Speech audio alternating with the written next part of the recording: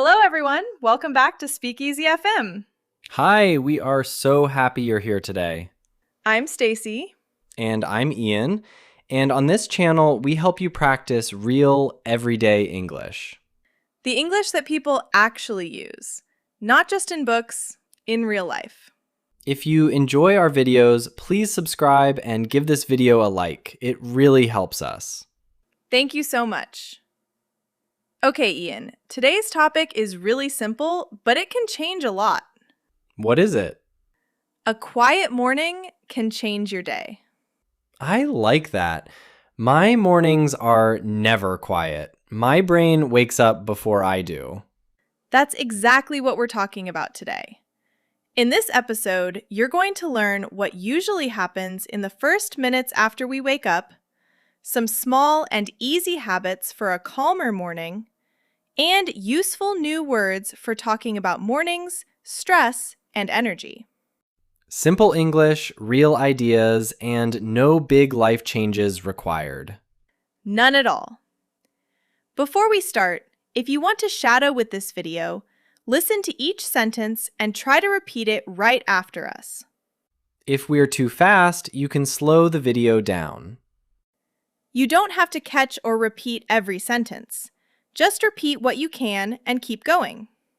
Little by little, it will get easier. Okay, let's talk about mornings. So, Stacy, be honest. What happens in your brain the second you open your eyes? Oh, it's not pretty. My brain starts a list immediately. Work, messages, what I forgot yesterday, what I need to buy. A list before your feet even touch the floor. Exactly. Sometimes I'm still lying in bed and I'm already tired just from thinking. I know that feeling. My brain does something different, though. It goes straight to my phone. Straight to the phone? Yes, my eyes open, my hand reaches for my phone. It's almost automatic. I don't even decide to do it. What do you look at first? Messages usually, sometimes news, and within 2 minutes, my calm morning brain is gone. I'm thinking about work or something stressful in the news before I've even said good morning to myself. You don't say good morning to yourself? Not really, no. My phone says good morning to me in a way, with 10 new notifications. That's a strange way to start the day. It really is. And once those thoughts start, they don't stop. It's like they're all pushing to get in first. I think a lot of us feel that. The moment we wake up, everything rushes in at the same time. Work, family, money, plans, all at once. And none of it waits politely. It just arrives. So the question is, who gets that first minute? Because right now, for me, it's definitely not me. That's a really good question. Whose minute is it? I remember one morning last month.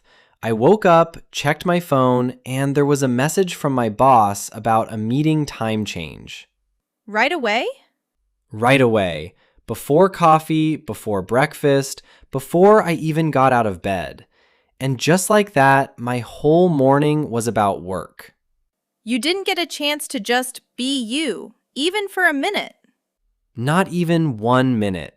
And the strange thing is, the meeting change wasn't even a big problem, but my brain treated it like an emergency. That happens a lot. Small news feels much bigger when it's the first thing you see.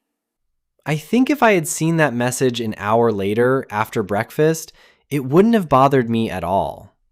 Probably not. The timing matters just as much as the message itself. So maybe it's not about avoiding stress forever. It's about not meeting it in the first 60 seconds. Exactly. Give your brain a small head start before the world arrives. I also think weekends confuse me a little. On Saturday, my brain is calm the second I wake up. No list, no rush. Because there's less pressure waiting for you. Right, but it also shows me that my brain can be calm. It's not broken. It just reacts to whatever is waiting outside the bedroom door. That's actually a really hopeful way to see it. It's not that you're a stressed person by nature. It's that weekdays give my brain something to react to immediately, and it reacts. So if you can control what your brain reacts to first, even a busy weekday could feel a little more like Saturday. Just for 1 minute, not the whole day. Just for 1 minute. That's honestly enough to notice a difference. Let's talk about why this happens. Why do we rush into stress so quickly in the morning? I think it's because we feel behind before we even start. Say more about that. Like, the second I wake up, I already feel like I'm late. Late for work, late for life, I don't know. There's just this feeling of go, go, go immediately. That's very common. A lot of people feel that pressure before the day has even begun. And once I feel that pressure, I move fast. I get out of bed fast, I get dressed fast, I leave the house fast. But fast isn't the same as calm. No, it's not. You can move quickly and still feel completely out of control. Exactly. I'm rushing, but I don't actually feel ready for anything. I think stress is a little bit useful, actually. It wakes us up. It helps us notice problems. So stress isn't the enemy. No, not completely. The problem is when stress takes over everything. When it's the very first thing you feel, before you've even had a chance to think clearly. Like it grabs the wheel before you're even awake enough to drive. That's a good way to say it. If stress drives your whole morning, it moves too fast and it doesn't think carefully. My stress definitely doesn't think carefully. It just runs straight into the day, shouting. What does it shout? Mostly things like, you're going to be late and you forgot something, even when I haven't forgotten anything. So the goal isn't to remove stress completely. It's just not letting it go first? Exactly. Give yourself one small moment before stress takes control. Do you think this is different for everyone? Like, maybe some people actually like a fast, busy morning? Maybe. Some people really do work better under a little pressure. But I think even those people need one moment that isn't rushed. Just so the whole morning isn't rushed, not just most of it? Right. Even one calm minute changes the feeling of everything after it. I noticed that on the weekend, actually. I woke up without an alarm, and I just lay there for a minute before getting up. How did that feel? Completely different. My whole day felt slower and easier, even though I did basically the same things I always do. That's the power of that first minute. It changes how you experience everything that comes next. So the goal for weekdays is finding a small version of that weekend feeling. Exactly. You probably don't have 10 extra minutes on a Tuesday, but you might have one. Okay, so what do you actually do? What's your one small moment? For me, it's really simple. Before I check my phone, I open the curtains and I look outside for a few seconds. That's it? That's it. I look at the sky, the trees, whatever's outside my window, just for a moment. Does that actually help? It helps me start the day with something real, instead of starting with a screen full of messages. Light before information. I like that. Yes, exactly. I think I need something like that too, because right now my morning starts with information and nothing else. What could work for you? Maybe water. Just drinking a glass of water before I touch my phone. That's a great one. Simple, and your body actually needs it. It also gives me a few seconds where I'm not thinking about anything except drinking water. A few quiet seconds count. You don't need 30 minutes of meditation. Good, because I don't have 30 minutes. I barely have 5. Some people also like saying one honest sentence to themselves in the morning. Like what? Not something big and fake like, today will be perfect. More like, I feel a little tired, but I can start. That sounds much more believable. It is. A sentence that isn't true doesn't actually calm you down. It just feels fake and your brain notices. My brain definitely notices. If I say I'm full of energy when I'm not, some part of me just gets annoyed. Exactly. But an honest sentence, even a small one, can feel like something to hold on to. Like a handle. Yes, a handle. Something your hand can hold when everything else feels like it's moving too fast. I like that image. So it's not about fixing the whole morning. It's about having one small, true thing. Right. Water, light, or one honest sentence. Small things, but they change how you start. What about people who really can't wake up slowly? Like they have kids or an early bus or a job that starts really early.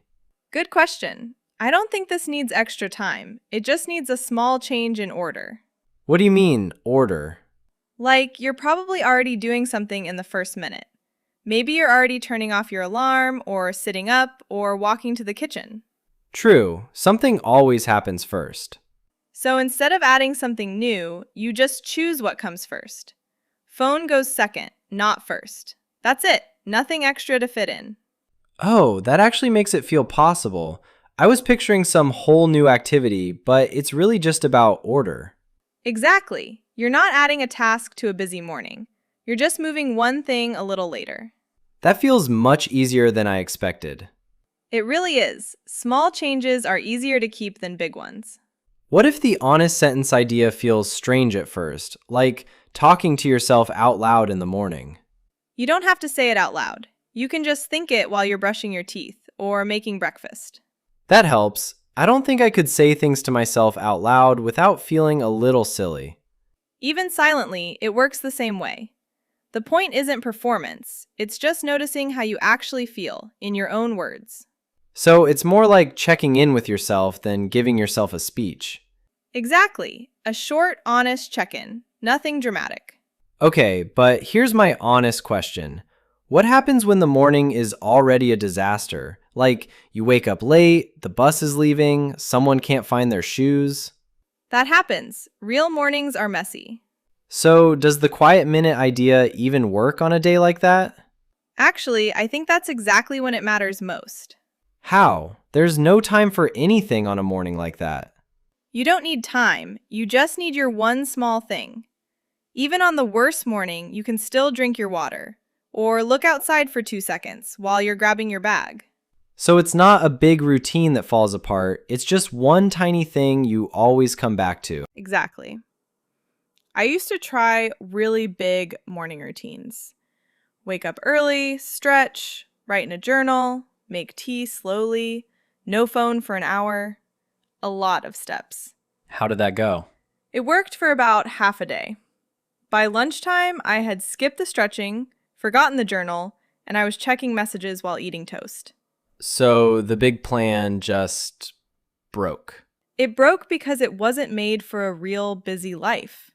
It was made for a perfect life that doesn't actually exist. I've done that too. I made a checklist once for a calm morning. It had like 8 things on it. Did you follow it? For 2 days. Then I missed one thing, felt bad about missing it, and stopped doing the whole list completely. That's the problem with big routines. If you miss one step, it can feel like you failed everything. But if it's just one small thing, like water before phone, missing one day doesn't feel like failing. I can just do it again tomorrow. Exactly. It's small enough that nothing can really break it. It's kind of nice, actually. Less pressure, not more. That's the whole point. The habit should help you, not become one more thing to worry about. I think I understand now why my old checklist failed. It felt like another job, not something that helped me. Right. A good habit should feel light. If it feels heavy, it's probably too big. So even a good idea can fail if there's too much of it. Exactly. One small thing is easy to remember, easy to do, and easy to forgive if you miss it. Easy to forgive. I like that phrase. It matters. If missing one day feels like a big failure, most people just stop trying completely. But if it's small, missing a day is just a normal day. Nothing dramatic. Exactly. And tomorrow, you just try again. I like that this whole idea doesn't ask for perfect mornings. It just asks for one small, honest moment, even on messy days. That's really the difference between a routine and a rescue. A routine expects everything to go right. A small habit just needs one quiet second, even inside chaos. So even a disaster morning can still have one calm moment hiding somewhere inside it. It usually can. You just have to decide to notice it. I think the most important part is that everyone's small thing can be different. Right, my water isn't going to work for everyone. No. Some people like a few deep breaths before getting out of bed. Some people like making their bed first thing. Some people like sitting quietly with their tea before checking anything. Some people like writing one line about how they feel. The important part isn't which one you choose. It's that it's small and it's honest and you actually do it. Exactly. It doesn't need to look good online. It just needs to work for you. I think that's why the big routines fail so often. People copy someone else's morning, but it doesn't actually fit their life. That's very true. My old routine looked great on paper, but it wasn't really mine. I just wanted it to work because it looked impressive. So maybe the real first step is just asking, what's one small thing that actually helps me? That's the whole idea. Not a new person, not a perfect life. Just one small, honest start. A kinder morning, not a bigger one. I really like that. A kinder morning, not a bigger one. And if it doesn't work one day, you just try again the next morning. No guilt, no big drama. No drama. Just one small, quiet thing. Over and over. I think I'm going to actually try the water thing tomorrow. Really try it, not just talk about it. I believe you. Well, mostly. Mostly? You did say the same thing about making your bed every day 3 months ago. That's a very specific memory. I remember everything, Ian. Okay, fine. This time it's just water. 1 glass, nothing else. Even I can manage that. That's the spirit. Small enough to actually happen. Okay, let's go through some of the words we used today. First word, automatic. Something automatic happens without you deciding. It just happens. Checking my phone in the morning is automatic for me now. Next, pressure.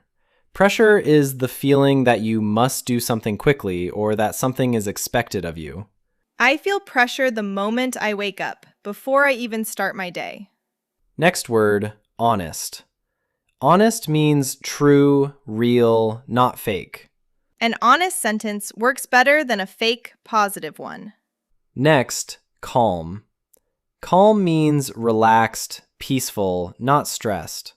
I feel more calm when I look outside before checking messages. Next word, habit.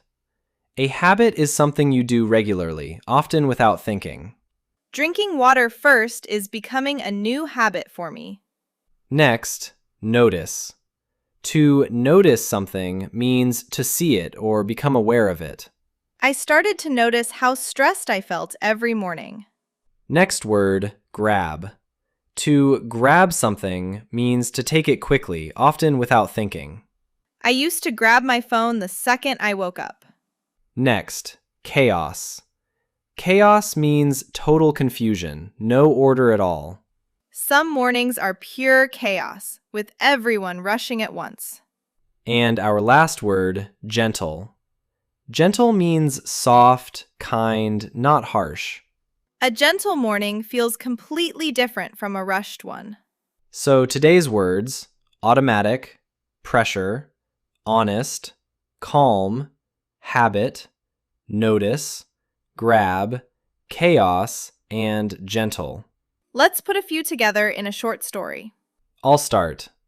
My morning used to be pure chaos. The second I woke up, checking my phone felt automatic. I could feel the pressure before I even got out of bed. Then I started to notice how tired that made me feel. So instead of grabbing my phone first, I tried something new. I made one small, honest habit. Water before phone. It didn't fix everything, but it gave me a calm start. A gentle morning instead of a rushed one. All 9 words used naturally in one small story. That's the real goal. Not just learning the words, but actually living inside them. Okay, let's wrap up everything we talked about today. We started by talking about what happens the second we wake up, how thoughts and stress rush in immediately. We talked about why we rush into stress so quickly and how it can take over the whole morning. We talked about small, quiet habits that help. Water, light, or one honest sentence. We talked about what happens when the morning goes wrong anyway, and why one small thing works better than a big routine. And we talked about making it your own. Everyone's small habit can look different. A whole episode about mornings, and somehow we still both showed up a little tired. That's honest, at least. The main idea is simple. You don't need a bigger morning. You need a kinder one. One small, quiet thing before the day gets loud. Okay, it's time for our favorite part. The question of the day. Today we have 2 questions for you. First, what's the very first thing you usually do in the morning? And second, is there one small, quiet thing you could try tomorrow before checking your phone? Write your answers in the comments, even just a sentence or two. For example, the first thing I do is check messages. Or, tomorrow I'll try opening the window before anything else. Any answer is a great answer. We read every single comment. Every one. Maybe tomorrow morning is a little kinder just because you tried one small thing. Thank you so much for spending this quiet morning talk with us. It was nice, actually. Calm, even for me. If you enjoyed this video, please give it a thumbs up and share it with someone who is also learning English. And subscribe to Speakeasy FM so you don't miss our next episode. New videos every week. Remember, you don't need a perfect morning. You just need one small, honest start. A kinder morning, not a bigger one. From both of us. Keep learning, keep practicing. And have a wonderful day. Bye, everyone. Bye.